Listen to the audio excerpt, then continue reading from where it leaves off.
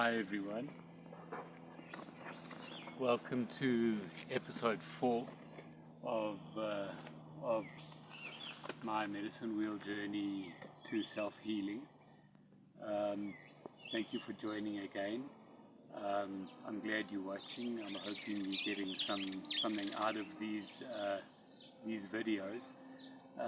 Today we're dealing with the second song stone. Remember there are 7 song stones that surround Great Spirit in the medicine wheel, and the second song stone represents Grandmother Moon. So Grandmother Moon is one of my favorite lessons or how you say stones of the medicine wheel. She teaches us quite a lot of lessons, and quite deep lessons, and sometimes quite difficult lessons to grasp. But Grandmother Moon is very important because she teaches us about the cycles and processes that must be honored in order for things to happen the way they should, in order for events to align, for our life to progress the way it should. There are cycles and processes that need to be honored. In this day and age, we are a throwaway society, instant gratification, and that is not the way nature works. That's not the way the universe works. Things must happen in their specific allotted times, following the cycles and processes. And Grandmother Moon teaches us this. If we think about, in many cultures, Grandmother Moon's the home of Grandmother Moon is in the water. She lives in water, in the rivers, in the lakes, in the ocean. That's where we find her face. In the water, wherever we go, we will see Grandmother Moon, her face in the water, and this is because she is reflected in the water from where she shines up in the sky. And this is a very, very important and very beautiful lesson that Grandmother Moon is teaching us, that actually everything is a reflection. Whatever is in our outer world, whatever is going on in our outer world, is actually a reflection of what is going on in our inner world. And it's a very beautiful lesson, and the way it works is it's a mirror, it's a reflection. And so if the water is still and calm, then the reflection will be a clear mirror. And that would be like if our thoughts and if we are calm and still, and we are not talking, we are listening, we are aware, then the reflection will be clear. Whereas if the water is disturbed and choppy and that, then the reflection will be distorted, same as what's going on inside. So this is one of the first the many lessons that Grandmother Moon teaches us about the reflections. Life is a mirror, the world is a mirror, and we will be dealing with that a lot in this medicine wheel. The next principle that we learn from Grandmother Moon, and this is also very important, is the principle of openness and being unattached to outcomes. Now, this is quite a big one, and it comes in here because we if we're going to be doing this work, if we are serious about changing ourselves, changing the way we interact with the world, we do need to have a certain amount of openness and be detached from outcomes. We'll look at the openness first. So openness is important. It teaches us about being receptive. If we are open, we are receptive. We are open to receive the gifts of the present moment, the generous, what they call the generous present moment. And openness refers to open-mindedness, open-heartedness, and it's important. It's important for us to realize that most of the knowledge that we learn from when we were born, knowledge that is put inside our heads, is only the truth from a certain perspective. It can be the truth now, it may not be the truth tomorrow, it can be someone else's truth, might not be my truth. And things are only the truth from a certain perspective. They can say that the scientists will tell me, if I read in the books, the sun is 93 million miles away. How do I know that? Have I gone there and measured it with whatever you measure with? How do I know that? There are 9 planets in our solar system. That's very limiting. Why are there only 9 planets? Well, I think there's 8 now. Pluto is not a planet. But why are there only 8 planets in our solar system? I can believe it. I don't have to believe it. All of the knowledge that we have is very limiting, and this knowledge limits us in our thinking. And if we are limited, it means then we are not open. And it's important to have an open heart and an open mind if we are going to proceed with this work. I saw a saying the other day. It said, or quite a while ago, it said, I'd rather have a mind opened by wonder than closed by belief. And I like that saying, because belief does tend to close our minds and close our hearts as well. Whereas if there's wonder, you know, what's next, what's out there, that keeps us open. So yeah, then that takes us to the second part of that principle, being unattached to outcomes. Now, this can be challenging for many people. I mean, I know for me, very challenging. You say, how can I be unattached to outcomes? You know, surely there's things I want, there's goals I want to achieve, there's places I want to get to, there's things I want to do. And yes, we are human, and those things are all important.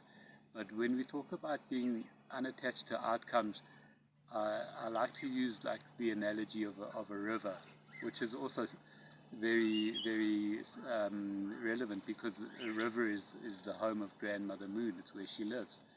And a river flows on its course without worrying about where it's going to end up. It doesn't stress about where it's going to end up. A river flows, and it knows instinctively that it's going to join the ocean. It knows that it's going to become whole. It's going to join the wholeness. And rivers don't waste their time in resisting. They don't resist things. There's no resistance with the river. It takes the path of least resistance, not because it's weak, because it knows that it doesn't need to waste its time resisting things that resisting reality. Just go around it, because you know that you're going to get to where you need to go anyway. And we can take a good lesson from the way a river follows its course, in that we know that the goal is wholeness. That's what we all want to achieve. We all want to achieve wholeness. We all want to feel that oneness, to feel complete love, complete wholeness. And yes, we can have goals and aspirations, but we don't need to be that attached to them, because we know the goal is wholeness. And that's the way I see it. It might help you to see it. These principles are a work in progress. We don't suddenly just get the principle and then we fine. They're a work in progress. We need to take time to come to terms with what these things mean in our lives. Okay, so that's a little bit about Grandmother Moon. Let's do our ritual. So take my medicine bag, get my item, nice little old protea head of a high-felt protea. That's a nice one. We can come to our medicine wheel here, and if we have a look here, here's the songstone of Grandmother Moon.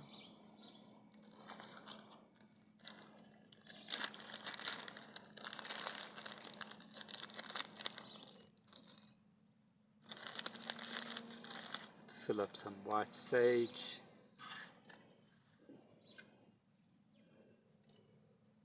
Thank you for the fire. Thank you for the white sage.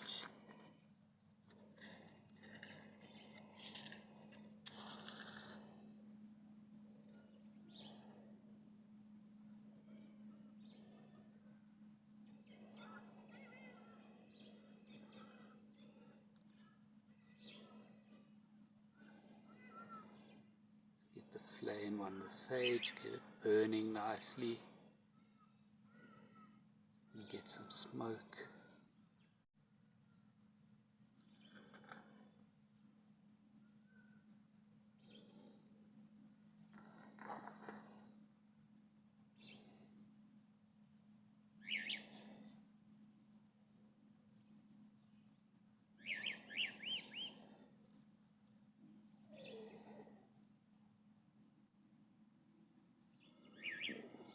Now honor Grandmother Moon and her lesson of openness, open-mindedness, open-heartedness, and being unattached to outcomes.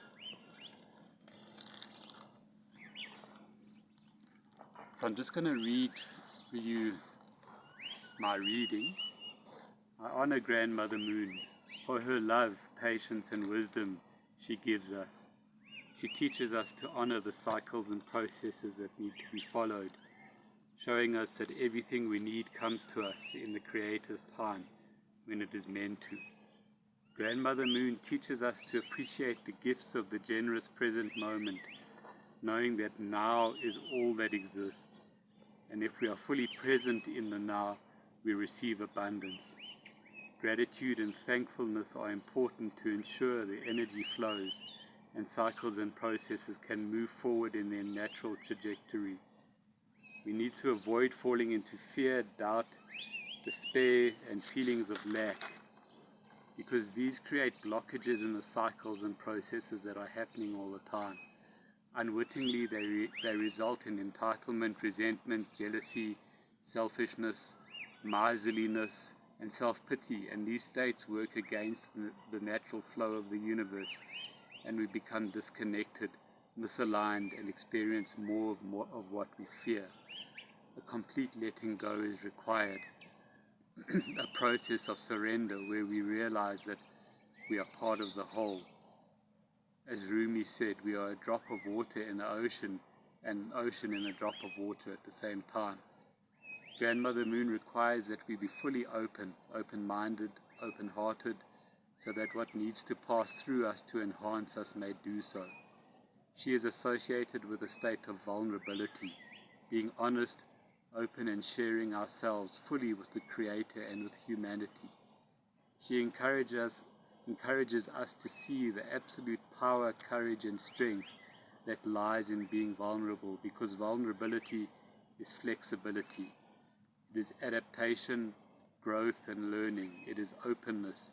And when we are open, we can accept the gifts of the present moment with gratitude, and we grow consciousness.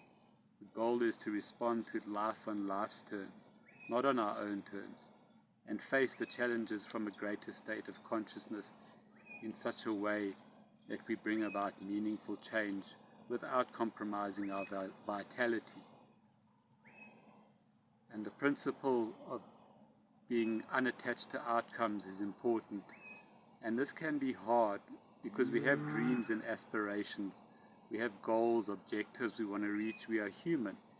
However, we are required to exercise complete honesty, openness, and a willingness to participate cooperatively in the lives that our souls have chosen. And when we begin to do this, we start to see the bigger picture, to see beyond the veil of illusions that the layers upon layers of programming that we have believed and have created. It doesn't mean not having goals and aspirations. We can still have these. But the wisdom we learn is that we need to align with our essence, our integrity, in order for growth to take place. And the realization that we will only find happiness, peace and serenity when we align with our integrity, our soul purpose. No amount of physical, mental or emotional achievements, power or belongings can fill the space in our heart that is meant to be filled by this surrender and alignment. And it's got to come from us. It's got to come from inside. Nothing outside of you can fill that space that you're feeling here, your spiritual space that needs to be filled. And this means embarking on the inner journey, uncovering your authentic self and starting to live your values. And this can only be done when there is a complete and total commitment to honesty, open-mindedness, and open-heartedness, and being unattached to outcomes. And knowing and using your values as the compass ensures that you do this cooperatively, in alignment with your soul's purpose, which is the natural trajectory of the universe. Okay, so that's the reading. That's the songstone for today, Grandmother Moon. I hope you enjoyed it, and I just want to leave you with that thought that only we can fill that space that's within us. And I do believe every human has that space, what some circles call the spiritual void. Nothing outside of us can fill it. Only we can fill it, and we fill it with love. Thank you. See you next time.